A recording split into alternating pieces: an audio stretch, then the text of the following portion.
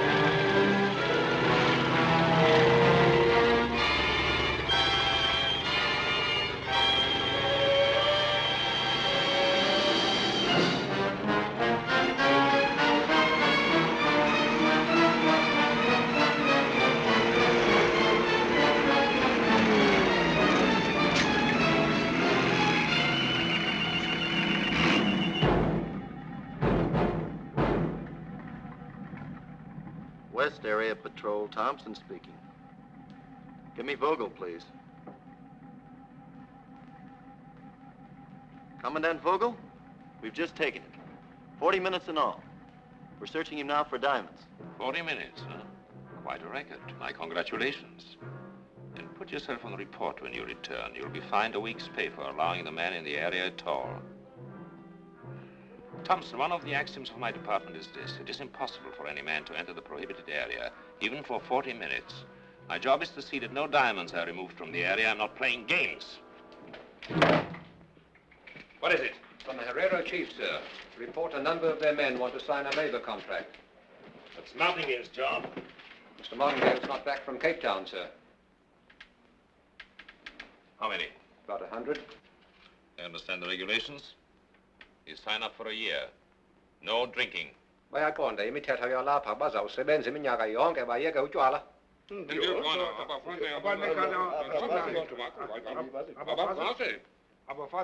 Wives? Once a month. Bashiye nekhaya. Take them to Collins. Yes, sir. Come on.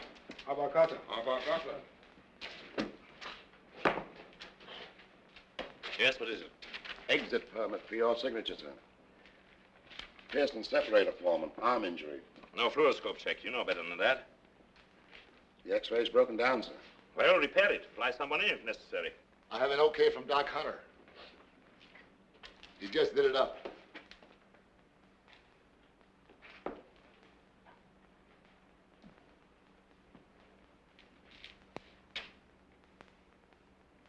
And very neatly, too.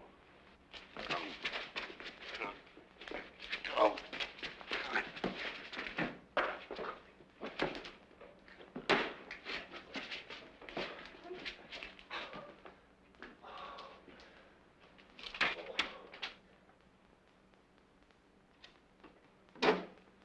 Take him down the hall and explain to him the physical dangers of hiding a diamond in an open wound. Incidentally, Pearson, Dr. Hunter's bandages are never neat. They have a certain alcoholic sloppiness about them. Commandant! What is it?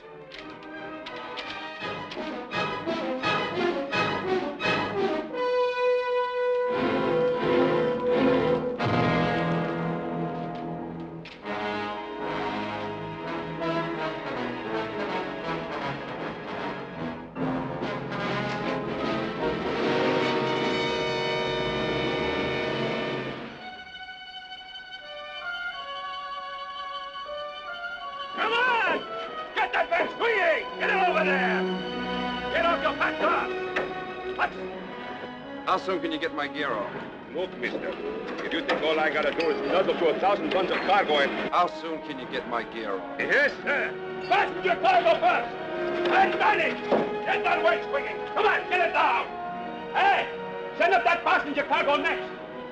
Hey, boy. Hey, you!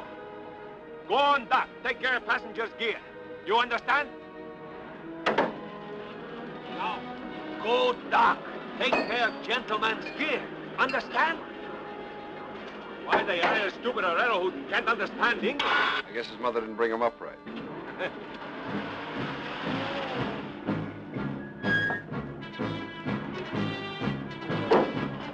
comes now. Hold that winch. Davis, I warned you not to come back here. I thought you'd be gone, Vogel. Promoted to a little diamond stud all your own. I was waiting for you. And your blue jacket, the one with my bloodstains, is that waiting too? Don't lose your temper in this heat, Commandant. It's bad for the blood pressure. What do you want here? That's my business. Come on, let's get this stuff out of here.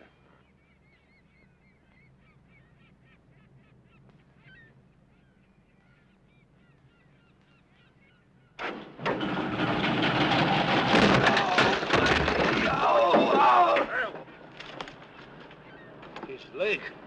A regrettable accident. Sorry your equipment is ruined, Mr. Davis.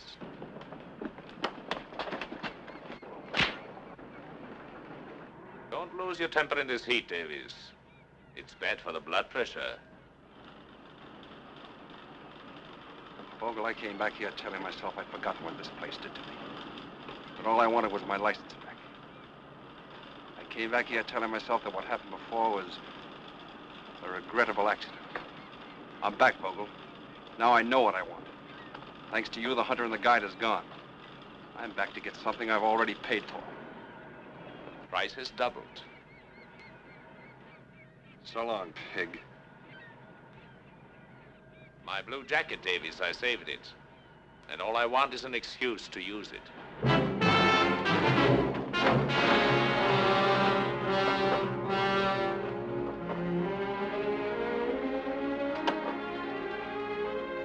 Hey.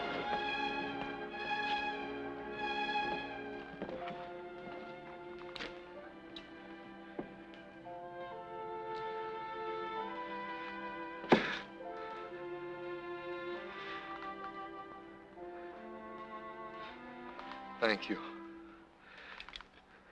I thought you didn't speak English. I don't speak English much to many people. I see your point. I may be able to use a boy that don't speak English much. I work for you. Good.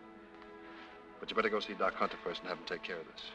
Tell him Mike Davis sent you. He remembered the name.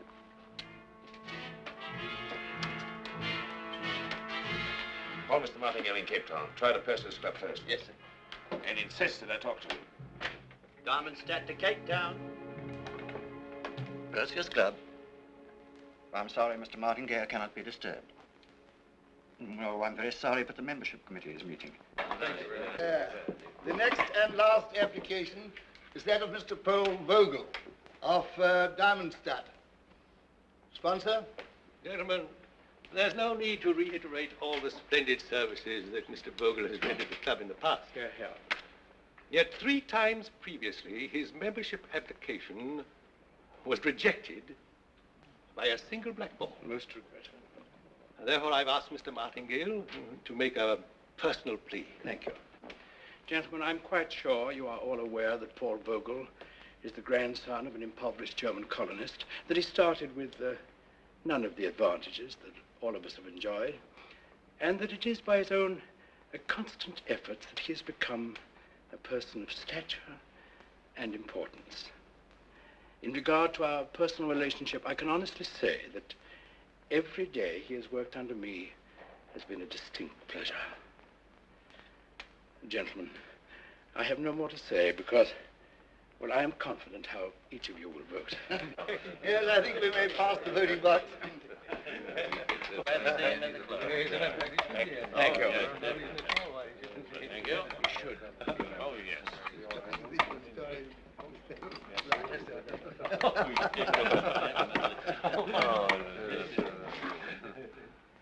Membership application rejected. No further business, gentlemen. Meeting adjourned.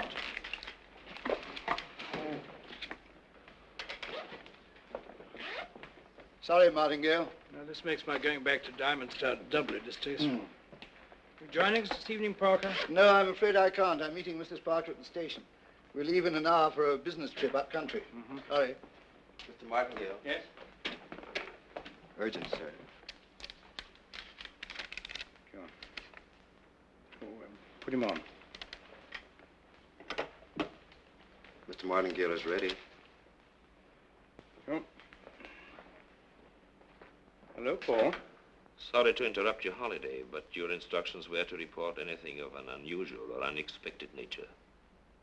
Mike Davies has returned. I had no intention of making the same mistake again, although I scarcely regard it as a mistake. I felt I should inform you as to what my course of action will be. Your course of action will be no action whatsoever until I return. Unless, of course, you should be so foolish as to try to enter the prohibited area. I'll be up by plane in the morning. By the way, what happened to my membership application? Oh, I'm very sorry, Paul. I'm afraid some wretch has blackballed you again. Better luck next time.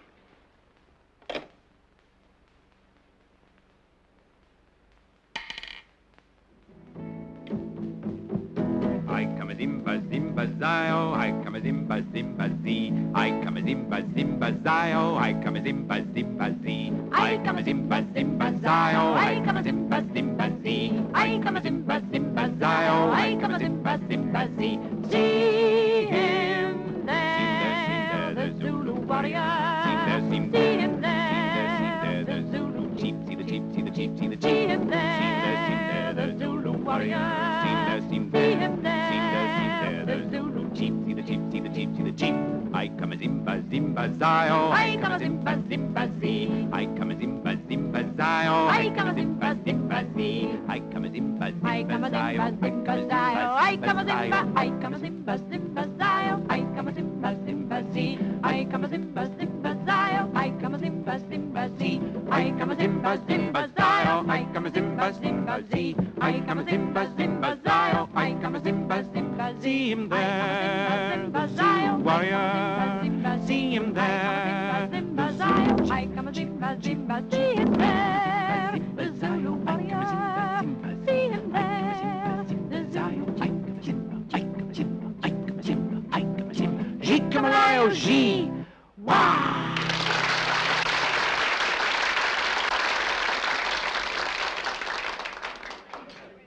Mr. Martingale, Mr. Parker's secretary called from his office. He's supposed to meet Miss Suzanne Renaud, daughter of a rather important French stockholder here. But he's been detained and asked if he could entertain her until he arrives. Until he arrives? Earlier today, he told me he was going up country. Tell me, Jacques, is there any other unescorted girl but this one? No, sir. Jacques, I'm indebted to you. Or I may never forgive you.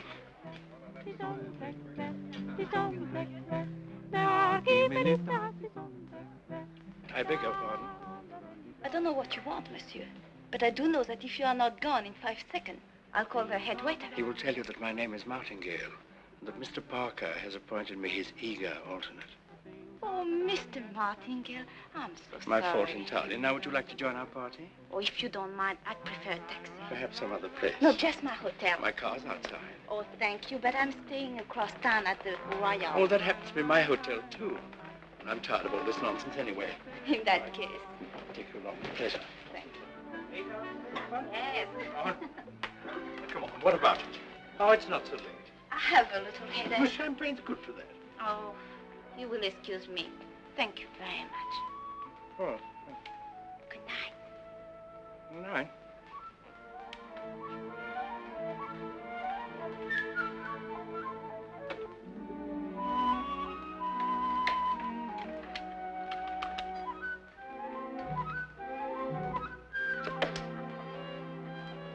What's the matter? Oh, I thought I had my key, but I don't seem to be able to find it. I'll go to the desk. Oh, don't worry. I can call from your room. I'll do it for you. Thank you. I'm giving you so much trouble. Prerogative of a beautiful woman.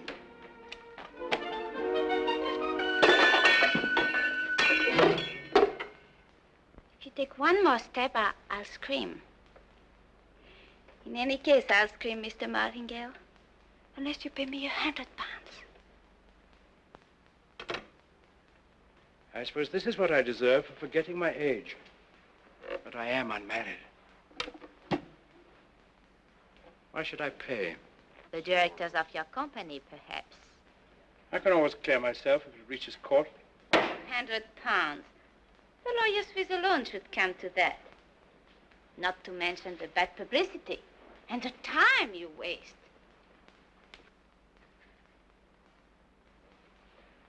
Then, don't forget, there's always a jury.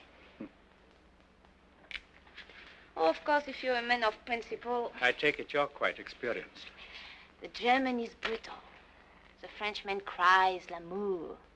The American is hoping for the cavalry to come. And what do Englishmen do? They pay. You know, I really should dislike you for this. But that doesn't concern me. You must have been such a sweet girl once. Tell me, what happened? The war? Frenchman? German? An American. And that time, I kept hoping for the cavalry to come. Yes, I think you'll do very well.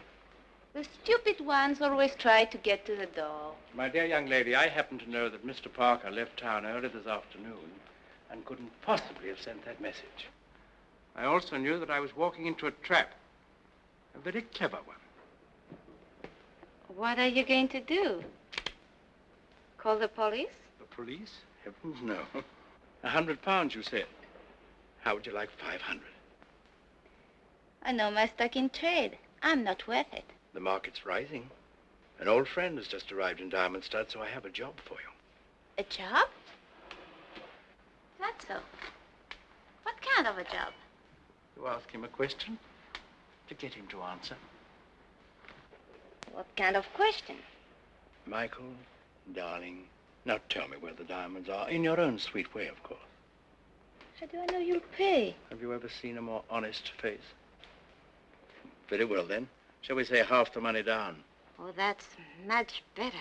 I'll take the job. Good. Now, do you want to kiss me? No, I think not. You better keep your kisses for emergencies. But tell me, why should a young woman with your talents be driven to such extremities as this? There is an extra charge for my life story. Well, my dear, we have a plane to catch early tomorrow, so I think I'd better pack my bag. But you can fix yourself a drink if you like, Miss... Renaud. Suzanne to you, Mr. Martingale. Fred. Suzanne to you, Fred.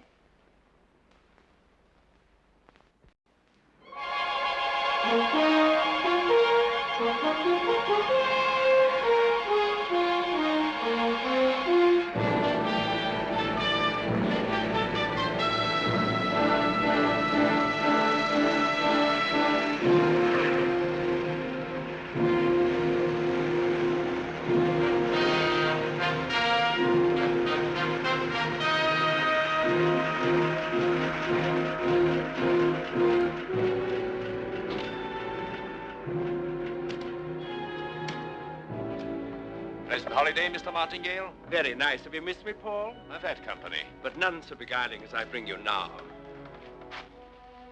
Mademoiselle Suzanne Renaud, may I present Mr. Paul Vogel, the head of our police bureau? How do you do? Mademoiselle Renaud is the niece of one of our largest French stockholders. Forgive me, mademoiselle. I'm a little overwhelmed by such beauty. Well put, Commandant.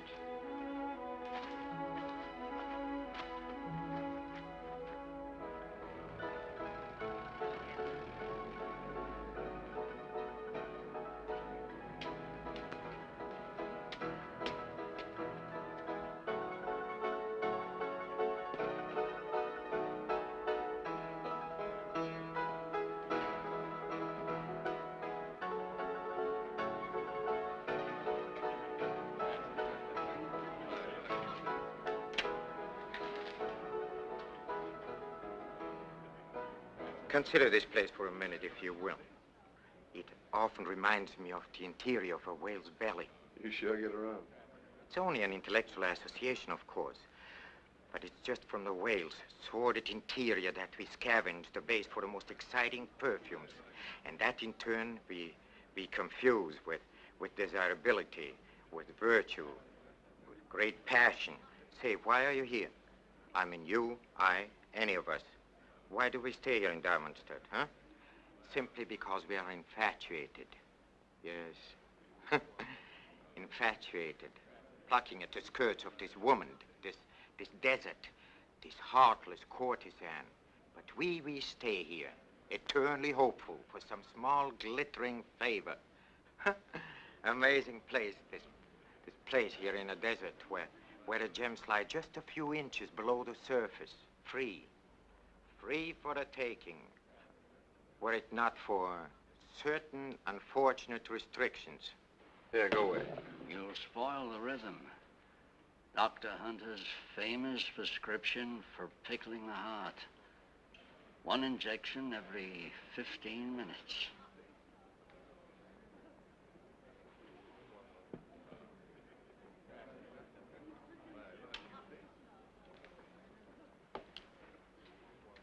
The rhythm is very important. Doc? Michael. Whiskey and soda. You did a good job on my boy, Doc. Did a good job on you, Michael. Scar's almost gone. Why not? Had almost 2 years to heal. Why did you come back? I had business with Martingale. And? Now I'm in business for myself.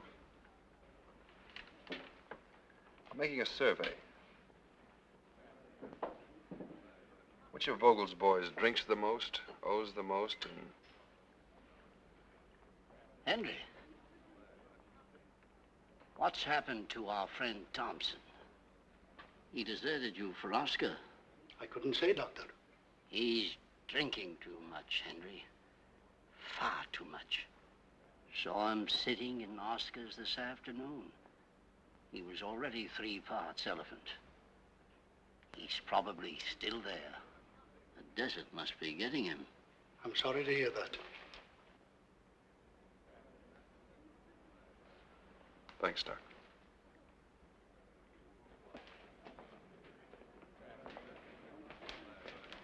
Still play poker here? Should be starting soon. Thanks.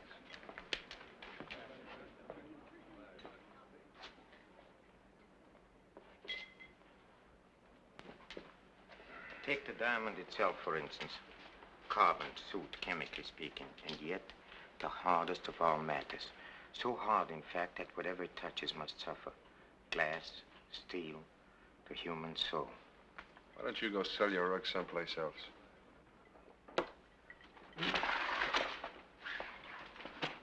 Heard a curious story the other day, Mr. Davis. It's about a young man, a hunter who used to make his living around here as a guide until he got into trouble. What kind of trouble? Oh, it seems he took an impetuous gentleman somewhat beyond the main hunting party. This gentleman, he was obsessed by one idea. He wanted to shoot a lion. So one night, they camped quite near to a prohibited area, and to amuse the gentleman, he started to tell him some of the tales of the prohibited diamond area. Perhaps the one about the clerk. You know, the clerk that made a quick dash past the barrier and scooped up a bushel or so of diamonds. They're lying only a few inches under the sand. Then he fled to Angola, and from there to England, and there he's supposed to be living now like a fabulous prince. At any rate, in the morning when the guide woke up, his gentleman was gone. Past the barrier into a prohibited area. Is this interesting? It's interesting. Yes. Well, eventually he found him, delirious, fantastic as it sounds, wallowing in a virtual bed of diamonds. He got him back, but the two fell into the hands of the Diamond Police, and the impetuous gentleman who so badly wanted to shoot a lion died, babbling incoherently. Poor gentleman. What happened to the guide? Huh? Oh. He was badly beaten by the police, and then he was released after a time and sent packing. But apparently, he has never disclosed the location of the diamonds. The curious part about the story, as it was told to me, is that this young man, this guide, he's supposed to be right here in Diamondstead, this very moment. His purpose, of course, you can easily guess. Have you ever done any hunting, Mr. Davis? Once or twice. I was only thinking if you ever meet this young man, this guide, you might deliver a message for me. Saying what? Oh, saying that I'm here, free as the wind, fountain of extraordinary knowledge, splendidly corrupt and eager to be of profitable service. Where would he find you? That wouldn't be difficult. Never heard of him.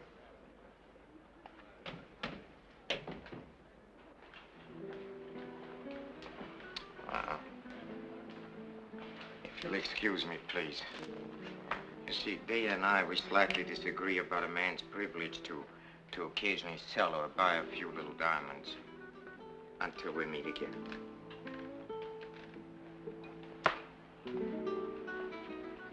Good luck. Keep out of the draft. After you, sir. Don't be so rude. Don't push me.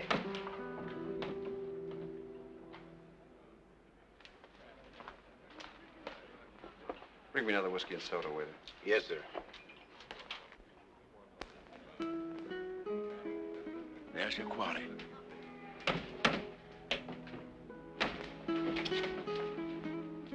Hello, Michael. You're looking so much better than when I saw you last. It was a long rest.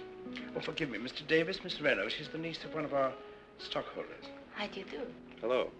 Miss Reno has come here to see for herself the irresistible glamour of Africa. And the men who live in it. Really? Well, Mr. Martingale, I thought you told me I find this place quite dull.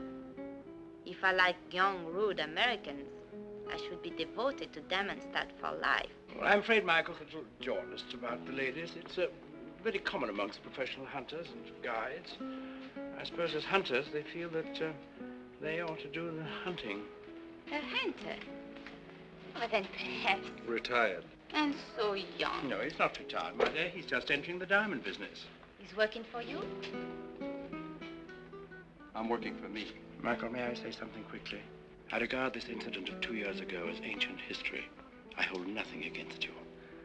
I regret what happened, and I am willing to see that you get your license back if you will tell us where the diamonds are. Martingale, I'm dead from Cape Town to the Belgian Congo. I'm an undesirable, a clinko.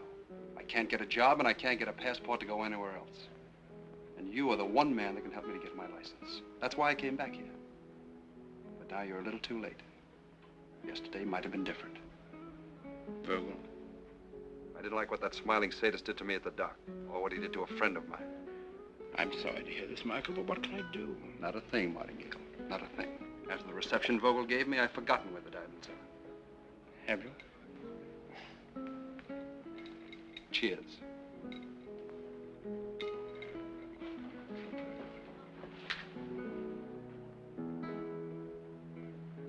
You'll have to do better, my dear. Come along.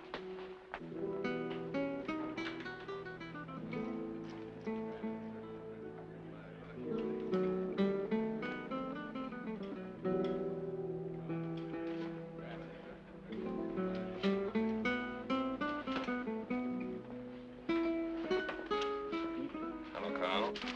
Your Mr. Davis hates Fogel, and Fogel hates him. The one thing Vogel treasures more than his house, and you must see his house, my dear, is the hope of someday beating Mike Davis to death.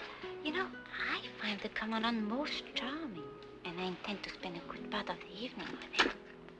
So, Why don't you invite him to our table? Davis is your business. Diamonds are your business, but men are mine. Tell me, have you ever gone fishing? Hmm? What did you use for bait? Small mackerel. Fish. So, if you were going to catch a man, what would you use for bait? You know, my fondest hope was that you'd find the diamonds. But this, to set each of them against the other, the memory of it will warm me in my old age. Oh, hello, Paul. Would you like to join us? You like it? Come.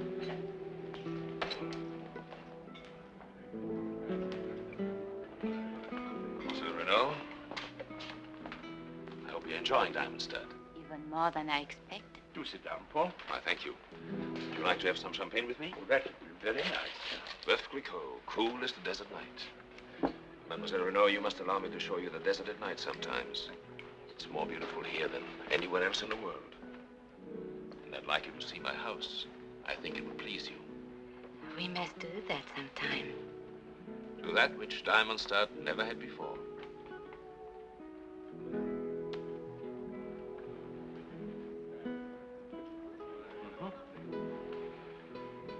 And now, if you'll excuse me.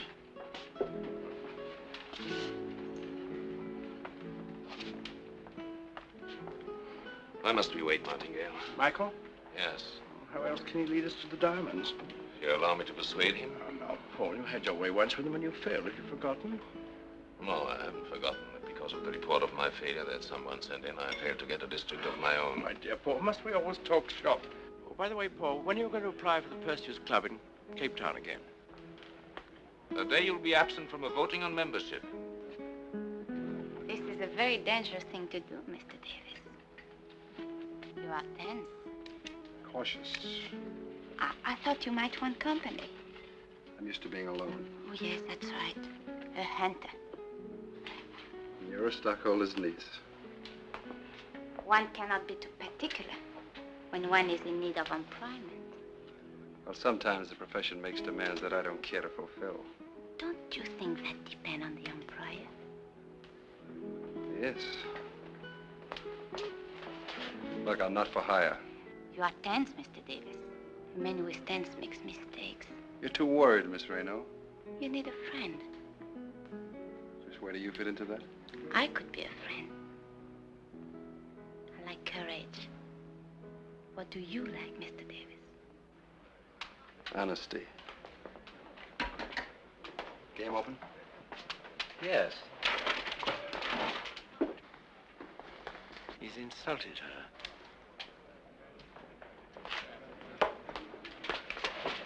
You'll apologize to Mademoiselle Renault. Please, please.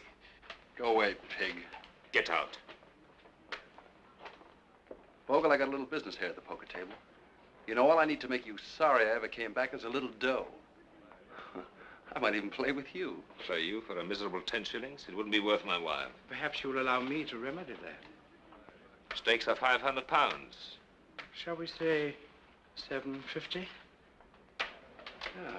Shall we say $750? Cards.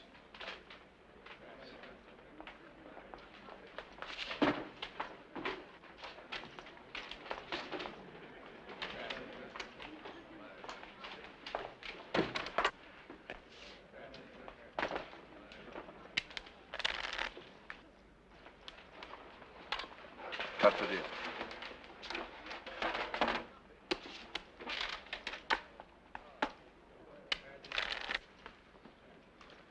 I open.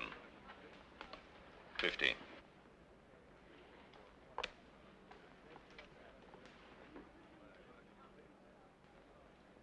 I'll raise you 50.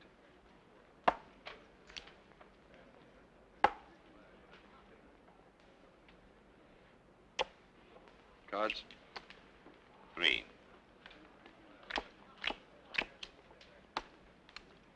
I'll stand pat.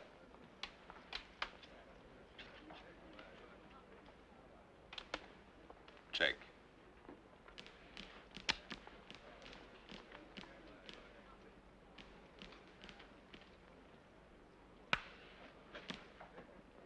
Let's make it 100, Vogel.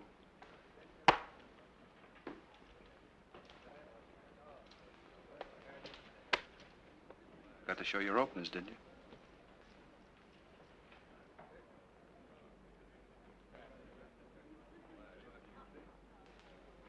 You should have stayed. You'd have beaten me.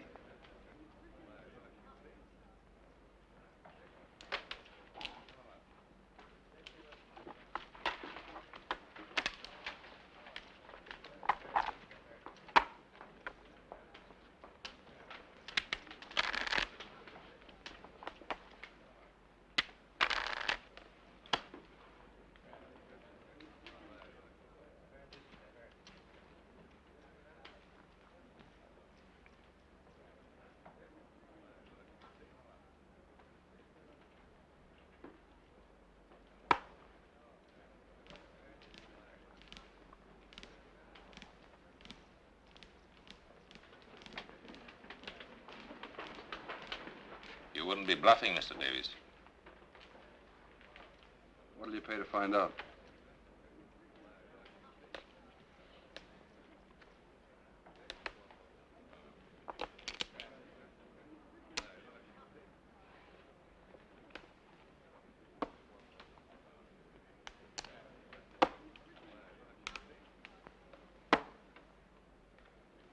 Straight.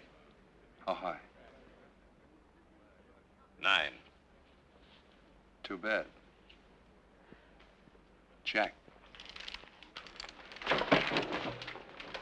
500 more. And a new deck of cards. How many, Mr. Davis?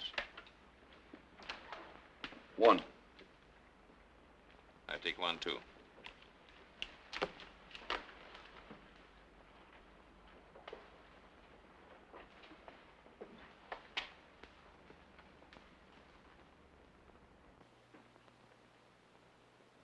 Check.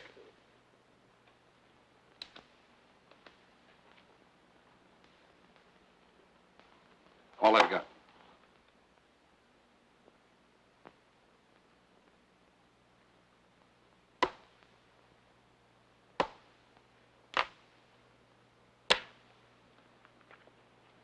Beat my flush. With pleasure. Full house. Aces. Cash it for me, will you? Yes. The victor. Thank you. Let's celebrate. Carl, some more champagne. Oh, please. I do not really want champagne. Not here. Well, I scarcely know what to suggest. This is the only decent place. I thought perhaps you would like to show me your house. Mademoiselle? Commandant, your money.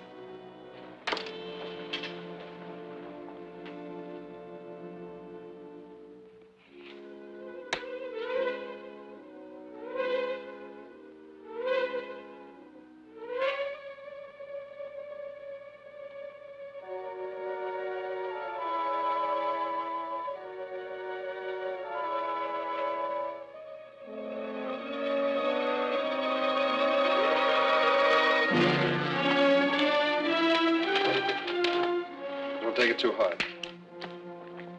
Maybe you haven't lost as much as you think.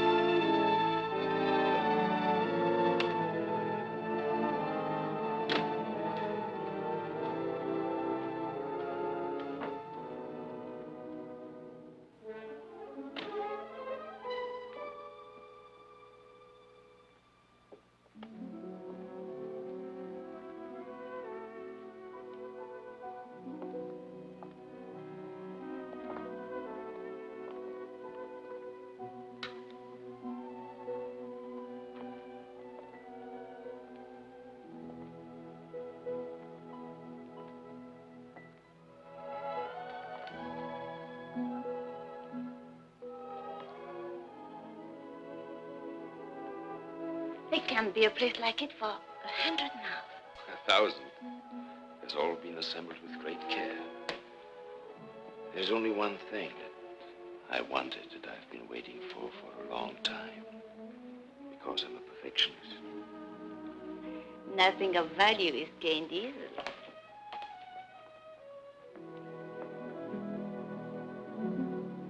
How beautiful.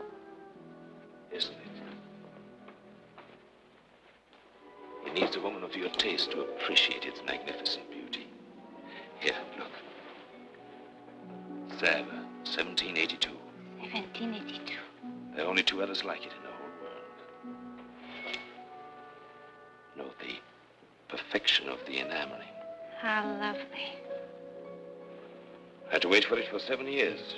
My representative in Paris was a fool. He let himself be outbid by a Frenchman. But you were stubborn. Yes, I waited. Finally, in '39, I learned through a contact I had in the French Sûreté that the sister of the owner was seized in Germany. It would take all his money and more to get the old lady out. So, I made my bid. And you had to accept. It was a bargain.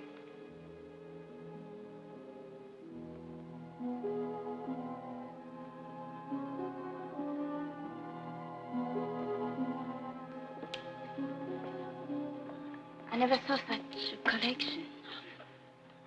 All my life, I believed that if you were willing to take the time and energy, you could have anything you desired. All my life, I've sought perfection. It seems perfect. Now it is perfect. Pardon the interruption, but I thought the lights were still on. Vogel, I'm a coward. Hit me and I'll drop this.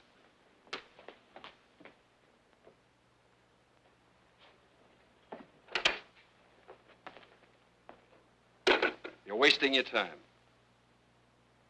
Pick a card, any card.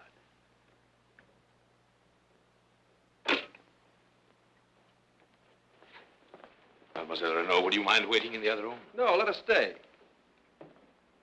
She wants to see the irresistible glamour of Africa, and particularly the men who live in it. What do you want? Vogel, a gentleman, never marks aces with his fingernail. How dare you suggest anything of the sort? I don't suppose I could prove this to a jury, but I think Martingale would listen. And he'd be disappointed in you. Besides, it happens to be his money. Money won't do you any good. I know just the spot where it would. So come on, Vogel, quick, 2,000 pounds. 2,000 pounds.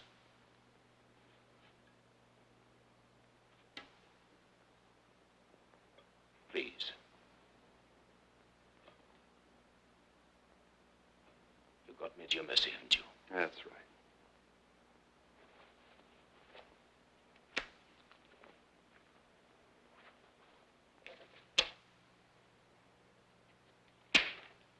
The keys to your car. I sent my chauffeur home.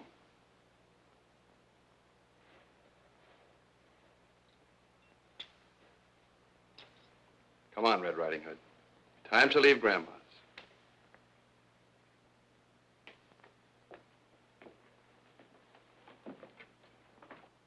My boss!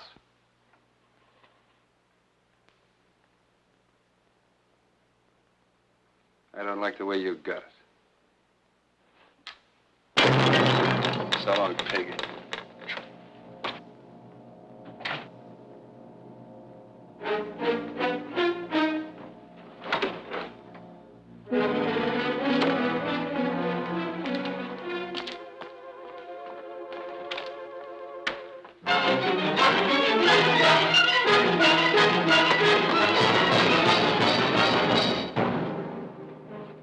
Should play with these things.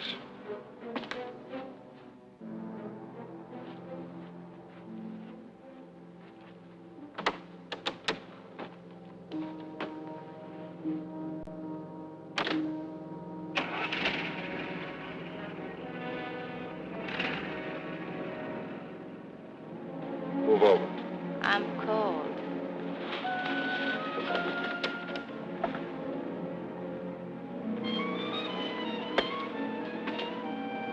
I'm cold.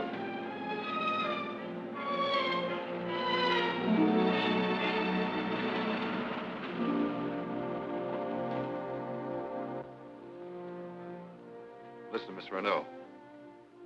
Maybe in your parish you got stop-and-go signals on the street corners. Maybe used to playing with traffic cops. But Vogel's no traffic cop. There are no stop-and-go signals here. They haven't even put the roads in yet. Maybe that's why I thought you were the cavalry. And not a minute late. What? I mean, thank you for the rescue. I didn't come after you. You just happened to be there. That's all? That's all. I, too, like honesty, Mr. Davis.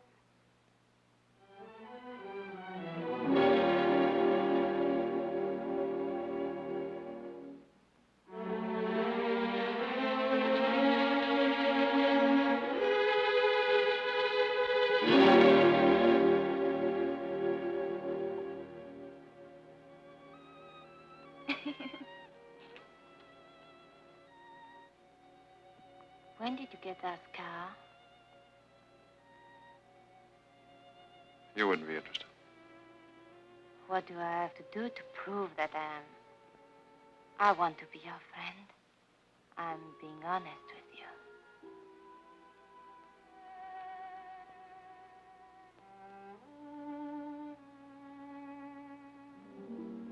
It happened 2 years ago. When I asked myself how long ago that was, it adds up to a century. I was a desert hunter and guide. I liked being what I was. Problem was a thing you solve, not something you live with while it slowly chokes you to death. I'd taken this fool Ingram 2 days east of the main party, lion hunting in the scrub country. We had no luck. Somehow the failure seemed more my fault, because I never really liked the man.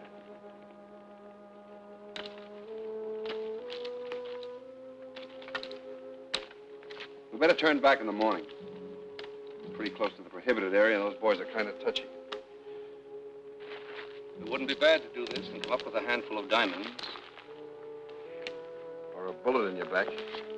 From what you tell me, a man could slip into the area, and with any luck... Either lie down or pinch yourself, because you're already asleep.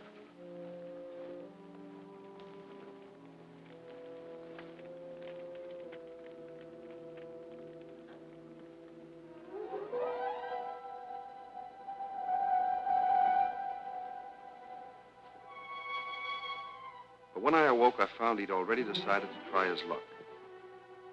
He'd taken the better of the 2 horses. And the hoof prints headed straight for the prohibited area.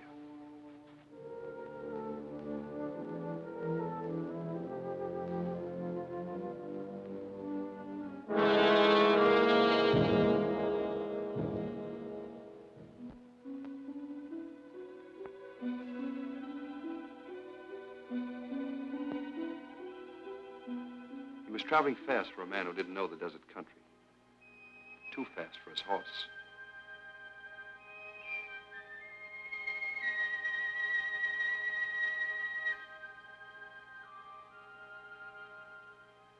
By this time, I knew my own animal wouldn't be good for much longer. And I was feeling the heat in the distance myself.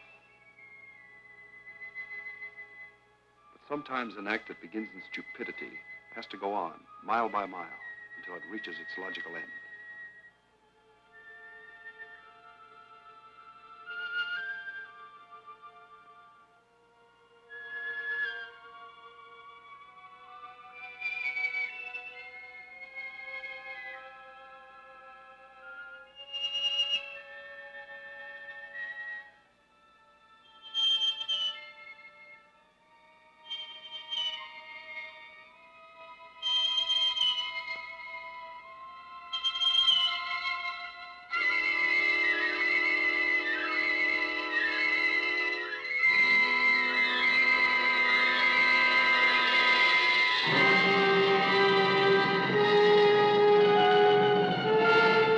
Finally reached the Diamond Country, the Black Mountains of which Ingram spoke constantly. There were traces of the bottom of a giant river that flowed 1,000 centuries ago. I knew the end couldn't be far away, and it wasn't. There he lay, hugging the earth as if it would save him.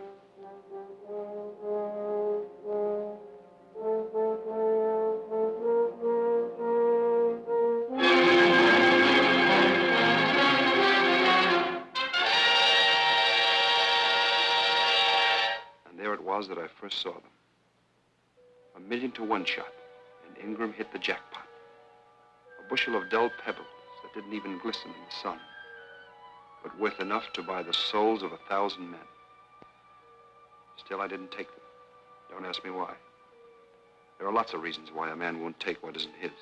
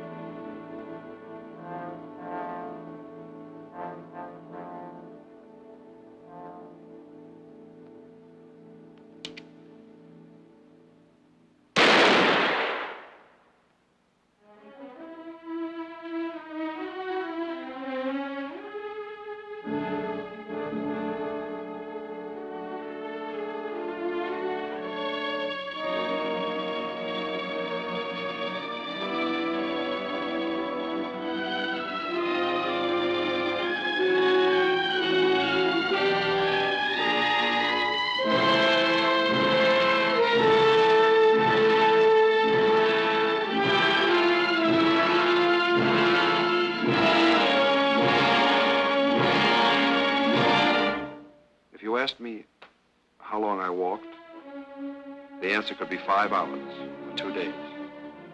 Time was a circle that had no end. And though the sun smashed into my brain the message that I'd never be able to make it back, still I had to keep going.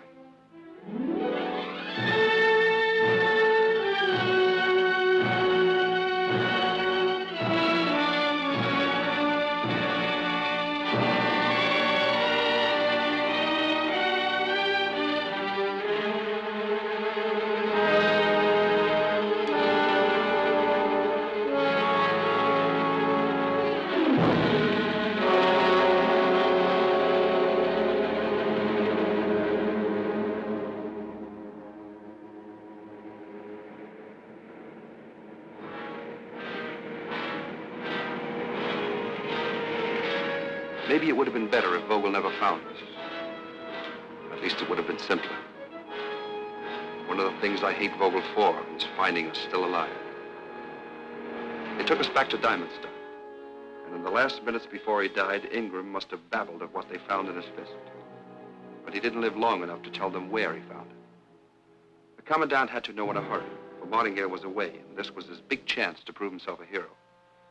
So to soften me up, Vogel and his men went to work on me, their fists and their boots, while I was still out of my mind and couldn't tell him even though I would have been willing to. That was his big mistake. Well, that's it. A beating like that does something to you. When I came around, I wouldn't have told them my name. Didn't feel any different then. I don't feel any different now. Except now you want the diamonds. Let's say I want the diamonds. Shall we go? Mike, it's impossible. You could never get away with it. Please, leave this place. Thought I made it clear to you. I'm staying. How long do you think Martingale will hold Vogel back? Until he's sure there's no chance of my leading him to the diamonds. Exactly. Please listen to me. It's over now. You are still alive. Be satisfied. It's not enough just to be alive. Doing sleeping to move. When they beat me for something I didn't do, it hurt in a way blows never did before. The pain won't leave until I get what I already paid for. When will you learn that you cannot get along that way? You know of another way? Maybe I don't, because I've been lucky. But maybe you're not the only one who has been hurt by life. Of course I'm not. But you've got to fight back. For a time. And then you realize it does no good. So you shrug your shoulders and say, if that's the way of the world, I shall live that way. I'd rather be dead. You will be. Because those people are dead inside anyway. Sick or rotten or dead. Mike, please do what Mr. Martingale asked you to do. You just don't understand, do you? Come on, let's go. I got things to do.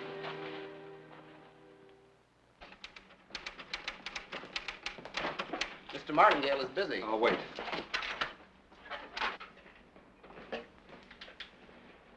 Hello, Michael. Sorry I didn't hear you knock. The door was open. I was considering splitting up this diamond. It's the Starlight one. Care to give me your opinion about it? Out of my class. Like Miss Renner? She's still a stockholder's niece. Dear me, I thought you felt differently. You can see her at the party I'm giving tonight. I wasn't invited. Well, you're invited. Sorry, other business. Michael, you were lucky yesterday and you didn't know it.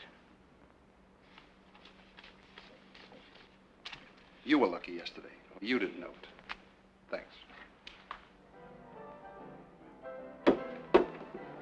Oscar, this makes it 5 for tonight. Right, Rosebud. Good evening, Thompson.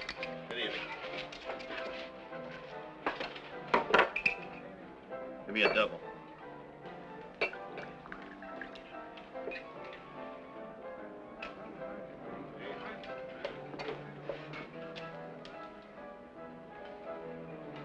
Take it easy, fella. You got all night. Go on duty in 2 hours. But I wouldn't drink so much. You ever spent 8 hours in a half track? Not yet. And you've never had your eyes fall out, or your throat close up, or your guts turn inside out from gas fumes, sand, and heat. It's your squirrel cage. Why'd you pick it? I ran a tank during the war.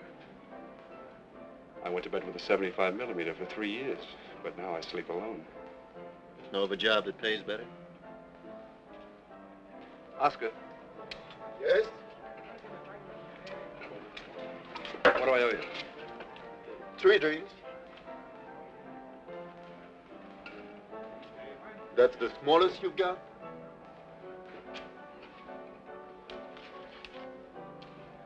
Afraid so. Sorry, I can change that. I've got something smaller. Thanks.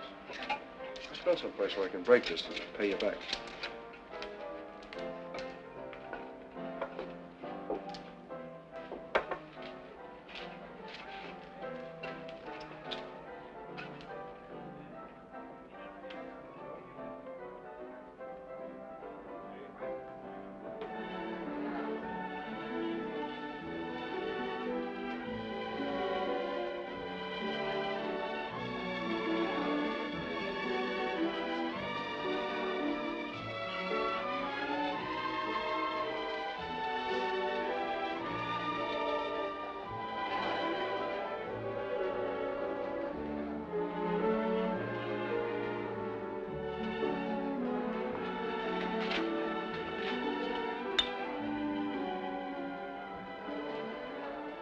Shall we go outside? Why, of course.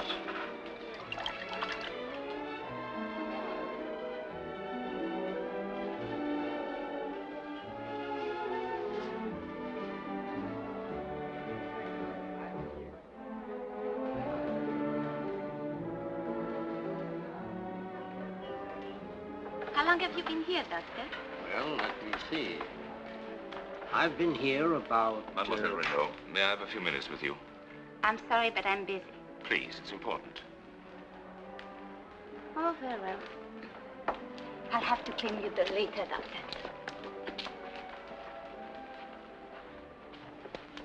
Well? I asked you out here to explain about last night. It seemed quite clear to me. Mademoiselle Renaud. I'm afraid I have a bit of a headache for this sort of thing. There was no such thing intended. Sorry, I misunderstood. Now, shall we go inside? Please. Suzanne, why do you think I wanted you to see my home last night? Why do you think I asked you to come out here now? From the moment you stepped off the plane, I knew I had met the one woman that I wanted to be my wife. Suzanne. I'm afraid the answer is no. Why? Because of my manners? They have been perfect. Well, isn't my house as fine as those you're used to? Far better. What is it then? Well, it's just that I'm not attracted to you. What's wrong with me? Let me go. Answer me.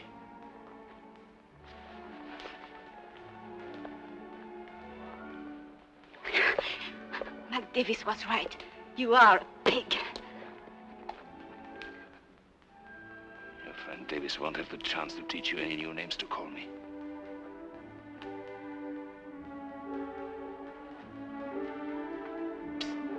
Commandant Vogel.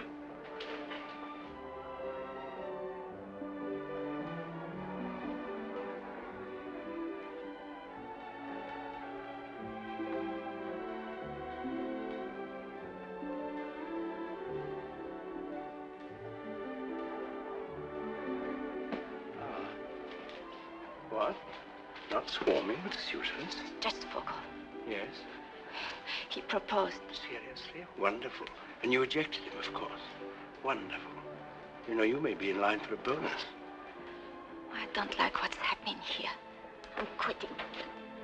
It's sentimental, my dear, but you cannot quit. Why? Because if you quit, I shall be obliged to let Vogel have his way with Michael. It's a little late for that. He's already after him.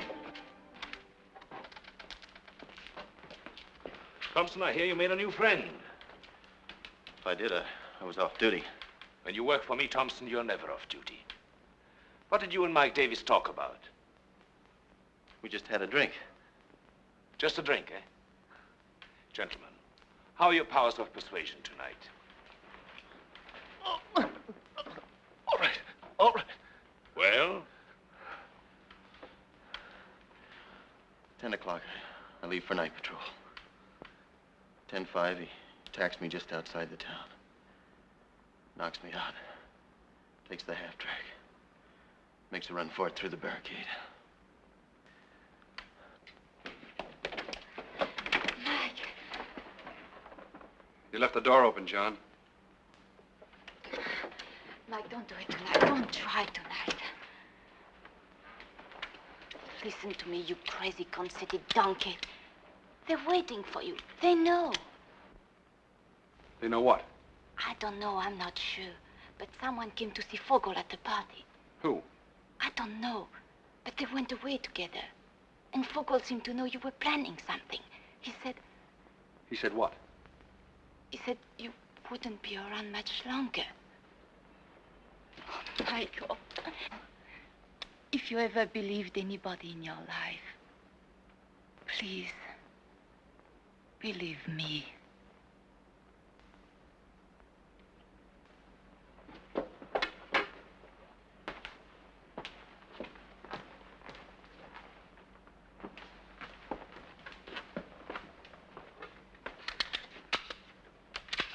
What's going to happen when someone unties the knot that holds you together? Maybe you'll be around to pick up the pieces. Come on, John, let's get that stuff out the back way and into it. Mike, don't try it. Be with me on the plane. I'm leaving here tomorrow. Ask me tomorrow. John?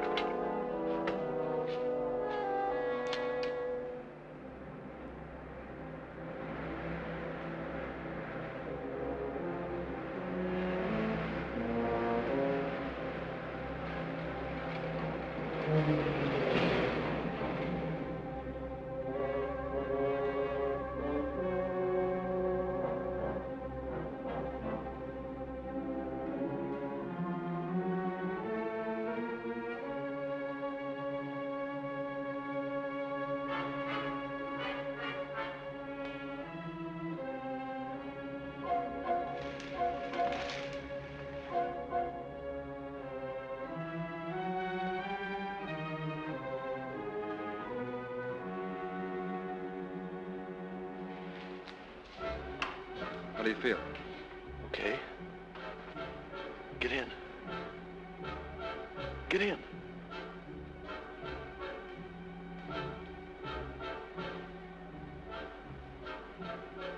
Not tonight. We'll make it another night.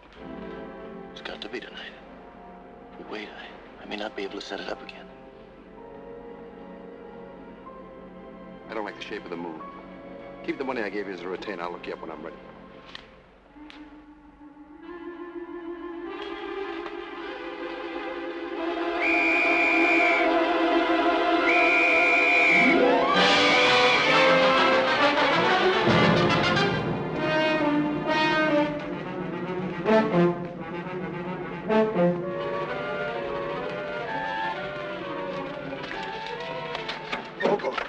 let's go. What happened? I'll tell you later. All right, Paul, you keep me informed. You must stop the commandant. A man like Vogel can be restrained only so long. Now he has some justification on his side. Where are your diamonds now, Mr. Martingale? What will this accomplish? Nothing, except to prove that Michael is crazy and that 10 men are stronger than one. Mr. Martingale, please stop Vogel just for tonight, and in the morning I will tell you where the diamonds are. What makes you think you can find out now, having failed? I knew he was going into a trap. I told him so. He thought I was lying. He knows now that I wasn't. Believe me, he will tell me now. How do I know I can trust you? I can't compete with love.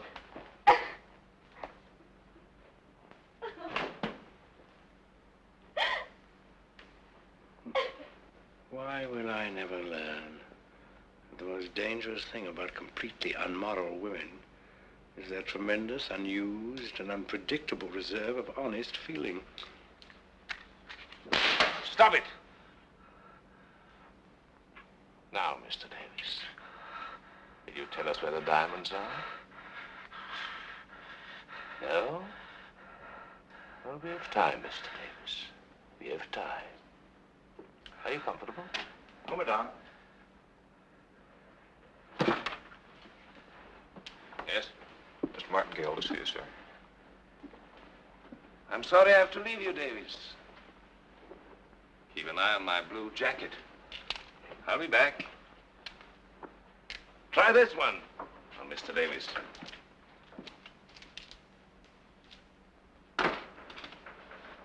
Mr. Martingale? I want Mr. Davis released, Paul. I caught Davis attempting to enter the prohibited area with sufficient equipment. So you told me on the telephone. I want him released. He will be released when I'm finished with him. I want him released. If you don't stop your constant interference, I will take the whole story to your directors. If he's not released in 5 minutes, I'll have a story of my own to tell. In every club in South Africa.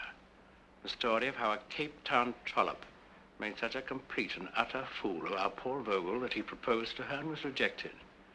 A French tramp who looked like a lady. He has a delightful accent, don't you think? It's a lie. I would have known. And Davis virtually told you, don't you remember? He spotted her right off. As a man with a really good eye for antiques, I'm rather surprised you were so fooled. I'll stop this. We'll go and see Mademoiselle Renaud now. She's waiting in your office. Oh, incidentally, they're in love.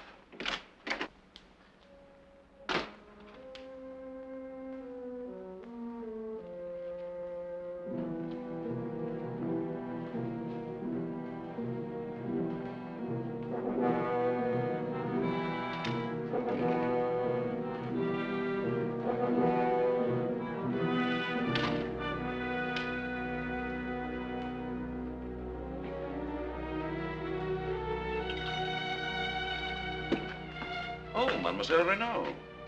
To what do I owe the pleasure of this visit? Mike Davis. He's not here. I know you have him.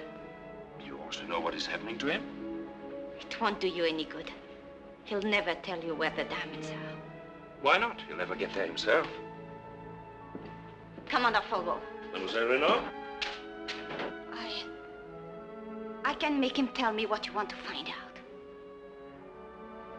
We'll go away from here and never come back. Are you suggesting that where I may fail, a cheap Cape Town trollop could succeed?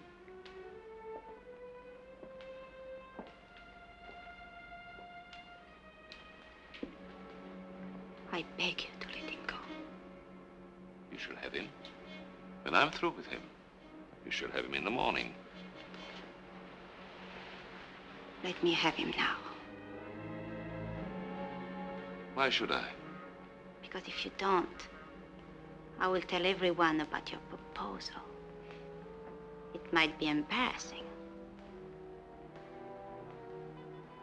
Are you bargaining with me, a pig? Yes.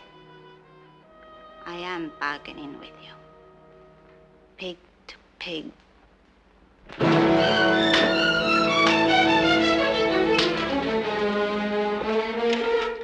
Release Mike Davis. Yes, sir.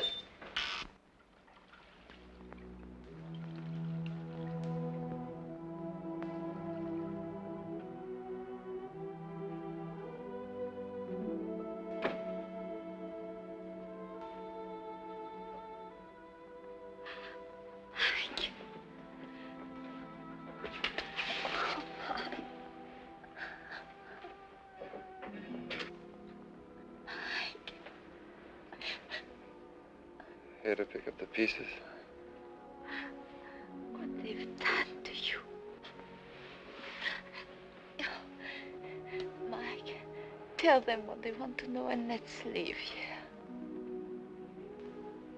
Why did they let me go? I love you, Michael. Why did they let me go? Because they knew it was no use. They knew you would never tell them. How did they know I'd never tell them? Never quit? Then why? Oh, darling, I'm bleeding hard. No. You wouldn't quit. I'd wake up dead every day. Still, I'd crawl out of the grave to get what I came after. Let me do it. I can get through with a pass from Martingale. I'll pretend to take John as a guide. He knows the desert. Don't be a fool. If they ever caught you, they... Oh, if they kill you. My life stops.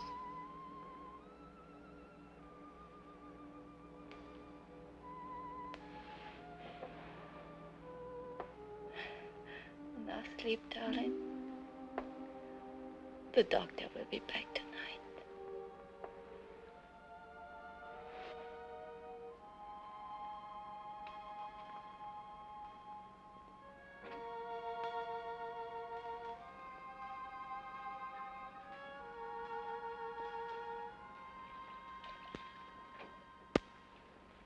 You're in pretty good shape.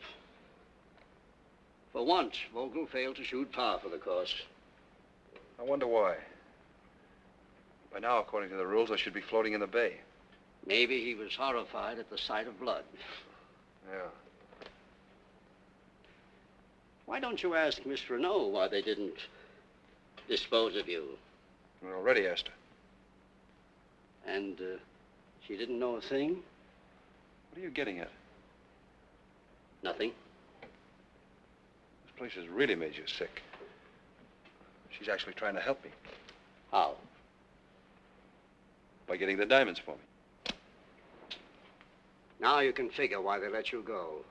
Last night the girl came and told me to put you back together again, so she must know why you were released, and so do I. They want the diamonds, and they knew you'd never tell them. But a woman like her, that's something else again. Ah, you drunken...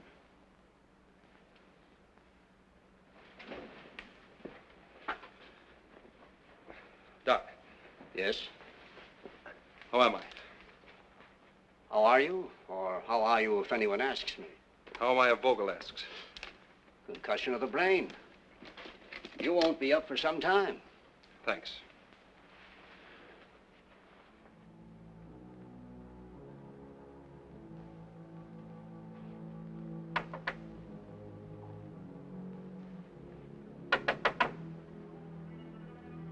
Suzanne.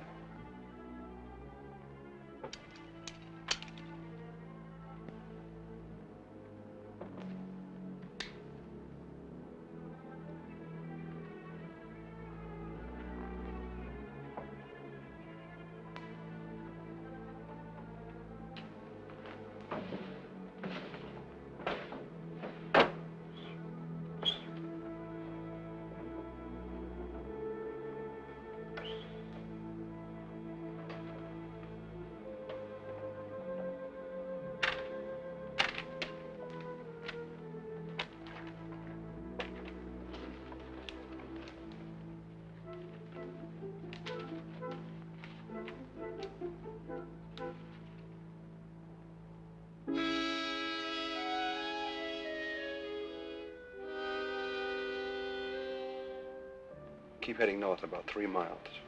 You'll come to a low spot. Just a dried up spring, a couple of bits of brush, nothing more. Then go directly west, 50 yards. There it is. After that, head for Angola, where I'll meet you. You'll be safe there. The border stops it. The rest I'll tell to John. They might search him. You're right. Sure you can do it? This is the best way, Mike. Better get back to your room now. And be careful. Don't leave that lying around anywhere.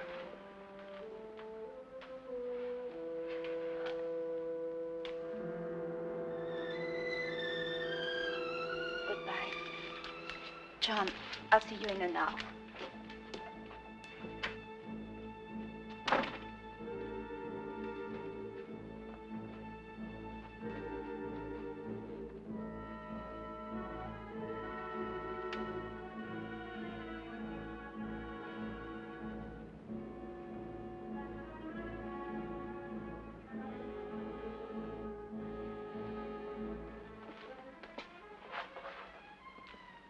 Bye, John.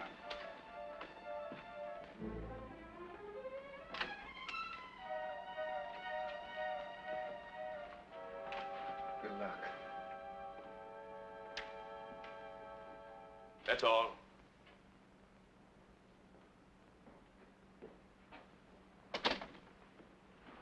Forgive me for not rising. When you find what you want, I hope you will tell him why I did this. Delighted to, in detail. I want a half-track and supplies, enough for 500 miles, immediately. Yes, sir. You're leaving? The plane tomorrow for Cape Town. I'd rather you stay. No need to endure the quarters at the hotel. I offer you the comforts of this department for the time I'll be gone. If on my return I have the evidence to demonstrate to Mr. Martingale how a job really should be done, I shall express my appreciation properly. Perhaps even by inviting you out again. Au revoir, mademoiselle. Take good care of her.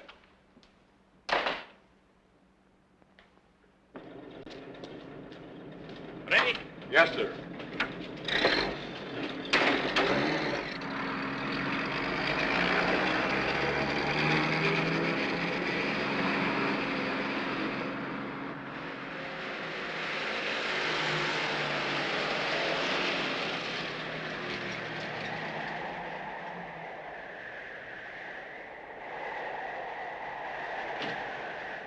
Drunken fool. Come on, Doc, get up. Get up. Never trust a woman, Vogel. They're too unstable.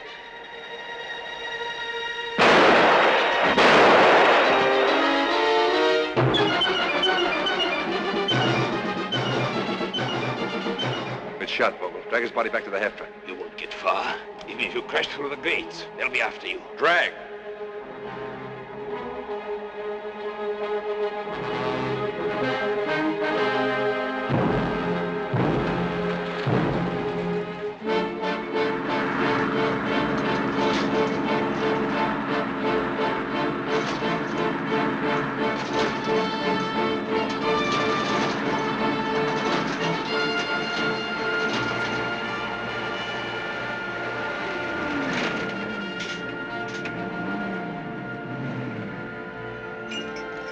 Good evening, Commandant. Headquarters telephones that you're clear with the patrol. When do you return? I don't know. Very good, sir.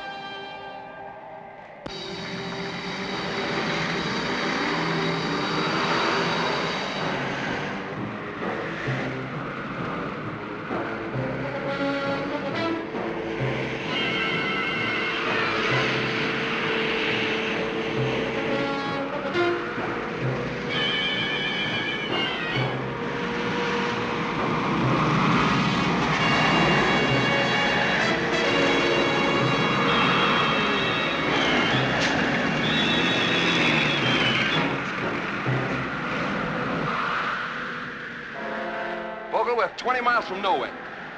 I want you to have a little talk with your headquarters, so I won't be bothered with this thing tonight. Think up a speech quick and then turn it on and say it. sure say the right things. This is Vogel speaking. I'm an important reconnaissance. Clear all patrols from the northwest area. I won't be in further contact. Now get out. No. No. Get out. No.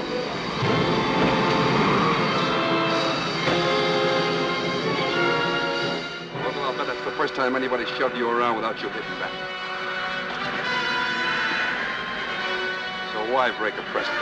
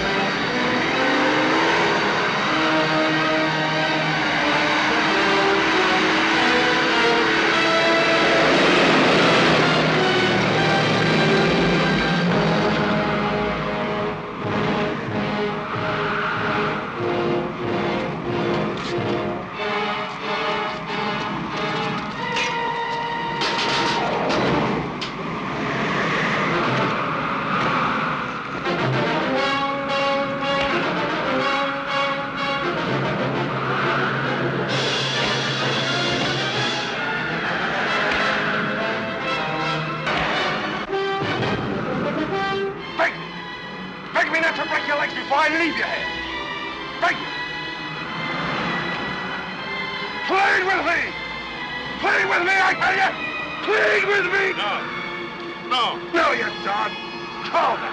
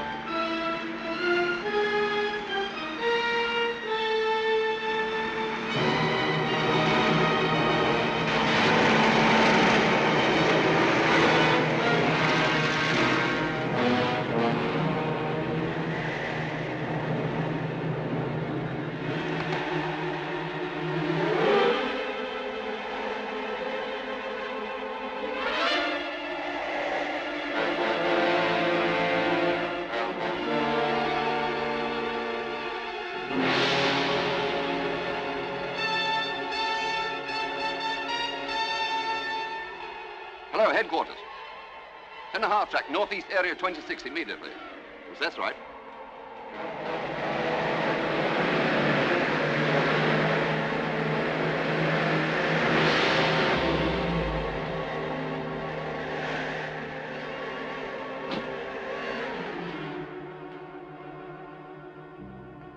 Then why didn't you investigate? But you ordered all patrols out, sir. What do I care what I ordered? After that length of time, you should have investigated. They are ready, sir. Bring them in.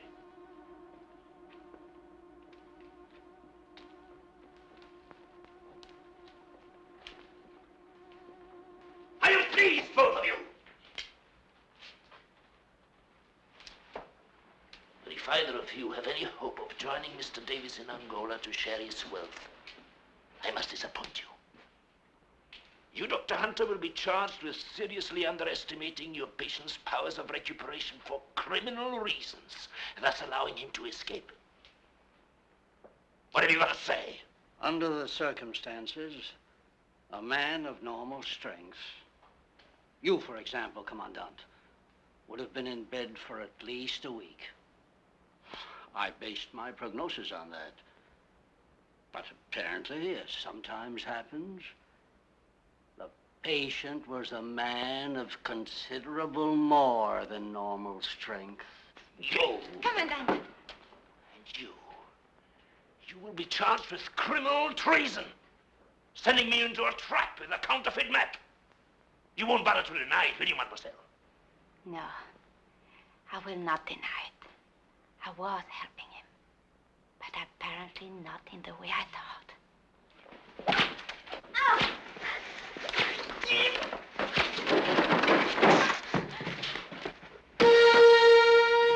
Dr. Hunter! Get up, come on, get up. Let him alone.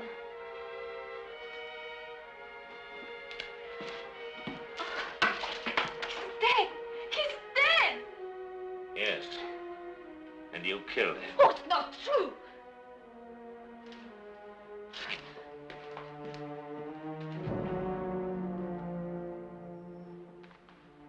I will keep the death weapon as evidence. Send in a guard. No! No! Take her. No! Suzanne Renault is under arrest for the murder of Dr. Hunter. I will sign the report to the Union Police. No! In Angola, it's now 2:40 in the morning. These say must close. No more drinks. I want a drink. But the law says. I want a drink. But the law says.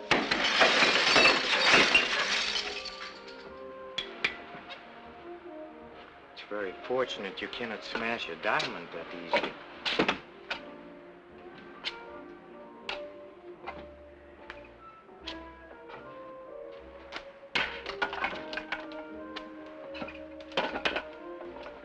May I join you?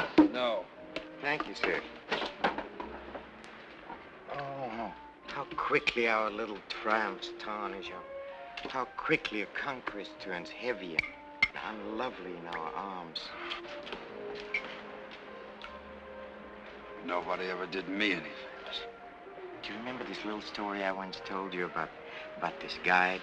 Well, there's another chapter to it now. Think it would interest you? I thought it would. He made it. He made it into the prohibited area and out again with the diamonds. Glorious dash, glorious. And now he has vanished into thin air. Who knows? Perhaps he's here in Angola. And in fact, certain information I have leads me to believe he is.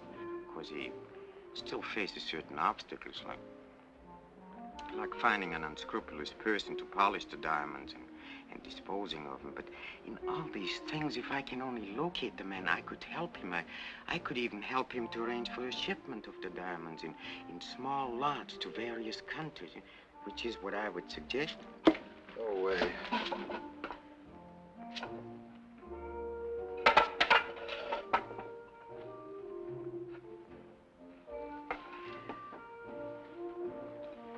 Yes, as I foresaw, he left great disaster in his trail. I think I've said it before, there's nothing but suffering from contact with this hardest of all matter. Glass, steel, human soul.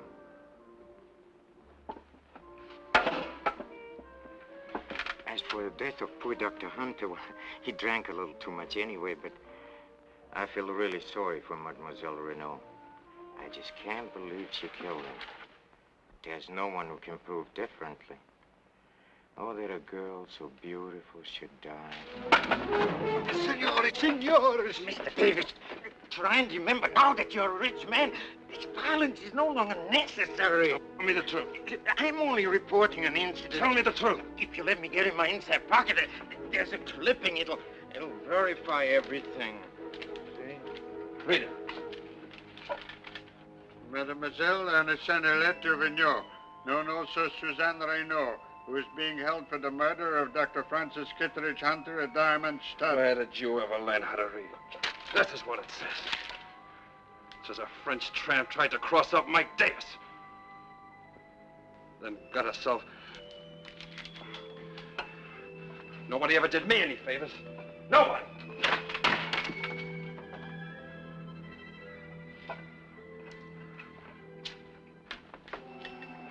Well, I think as long as you're determined to sacrifice this great fortune and go back to Diamond Stud and help the girl, I think I know a man who can arrange for us to make this trip quietly.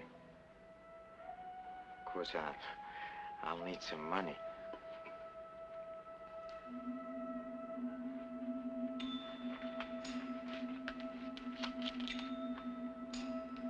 Better get you some strong coffee.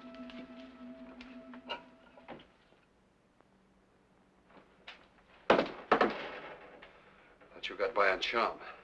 I didn't know you did homework. I thought I felt a draft. Close that, will you, please?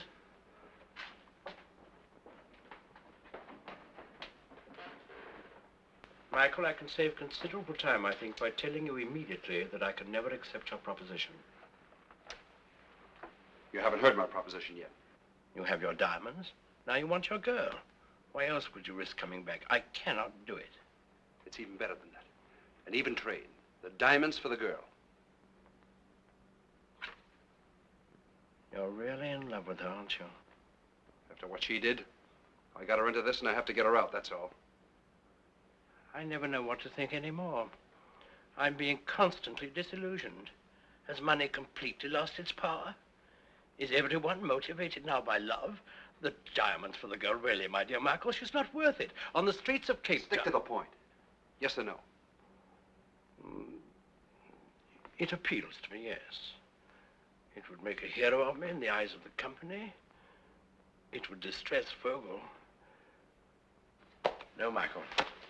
I'm afraid I cannot buck the law. Our directors have very definite ideas on that matter. Look, let me buck the law. You stay charming. Wherever you have the diamonds, you wouldn't have them here, of course. I would be trusting you to produce them. One thing at a time. I wouldn't know where to begin. Put a piece of paper in that typewriter. And get Vogel here. That would be very amusing. Come in, Paul. Well, what is it? Forgive me, Paul, for getting you out at this late hour. But it's time we resolve this curious situation in which we find ourselves. Couldn't this have waited till the morning? No, I'm afraid not. Now, we're both responsible for the loss of the diamonds, aren't we? So, even despising each other as we do, we're obliged to protect each other to protect ourselves. That's all. I've protected myself this time. Could you sign this, please? What is it? I'll read it for you. Mademoiselle Suzanne Reynaud, known by whatever aliases, etc., etc. Mademoiselle Suzanne Reynaud is innocent of the murder of Dr. Francis Kittredge Hunter. She will be released immediately. Signed, Paul Vogel, Commandant. Witnessed, Fred Martingale. Only our signatures are lacking.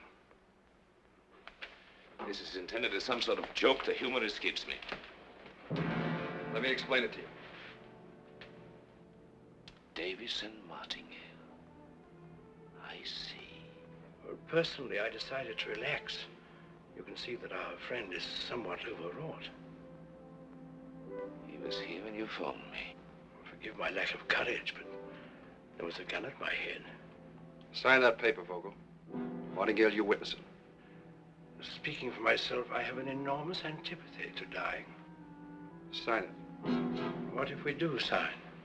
We take our chances on getting out, and you take your chances I send you the diamonds. You'll give us a pass, of course.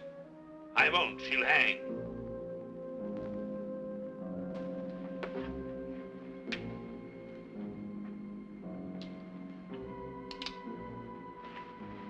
Sign it.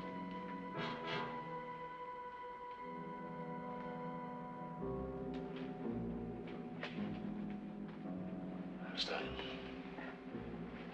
But you won't get far, I swear it.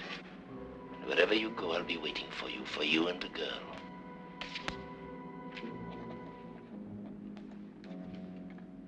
You'll be waiting for us where? It says there above your signature that Mademoiselle Renaud did not kill Dr. Hunter. Then who did, Vogel? Who did? Who else but you was in the room when he was killed? You just signed a confession of murder. I could prove before any court that I signed this with a gun at my throat. But if you died now,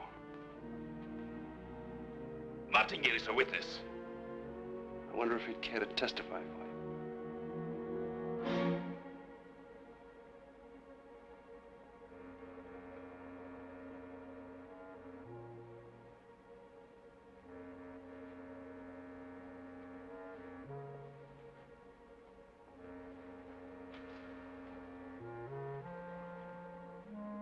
Breathe. No grave would have you.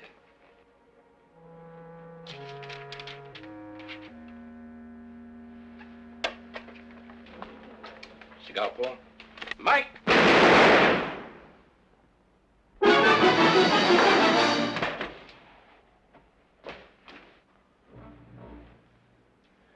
I'm so sorry, Paul.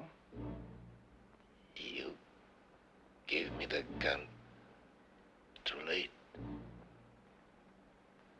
You double-tongued swine. Oh, by the way, Paul, there's something I neglected to tell you, something I think you might like to know. The report that deprived you of a district of your own. Someone else must have sent it. I didn't. Do you hear me, Paul? Oh.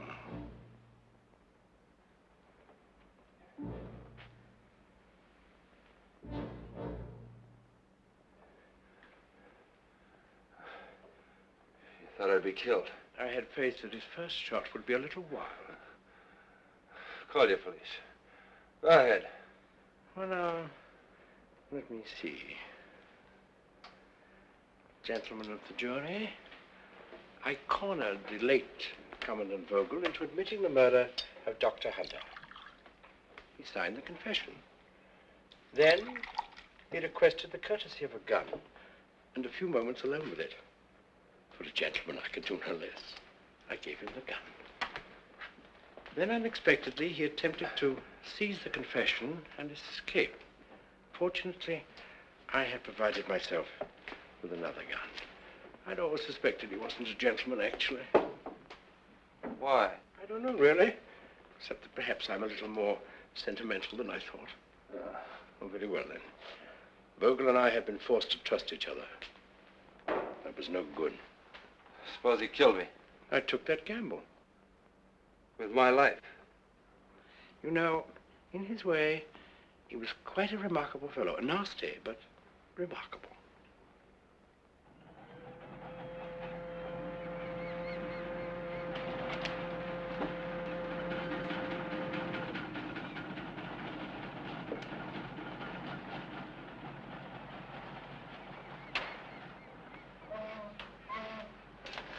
Mr. Martingale told me the original plan was to run away together.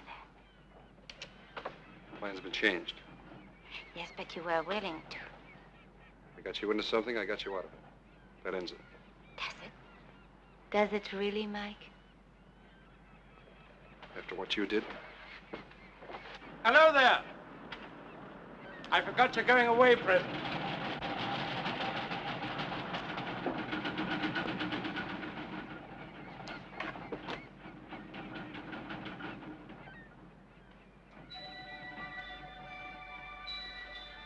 No, thanks. They're some of yours. Keep them for luck.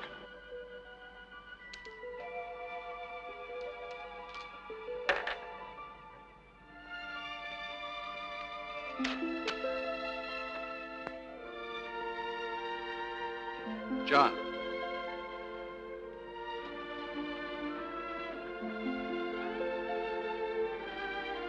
Toady.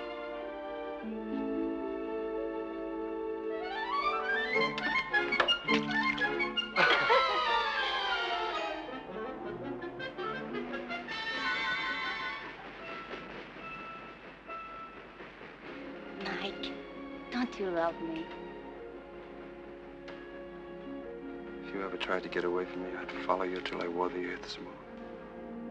Is that what you want to hear? Yes, darling, that's what I want to hear. Goodbye. Good hunting.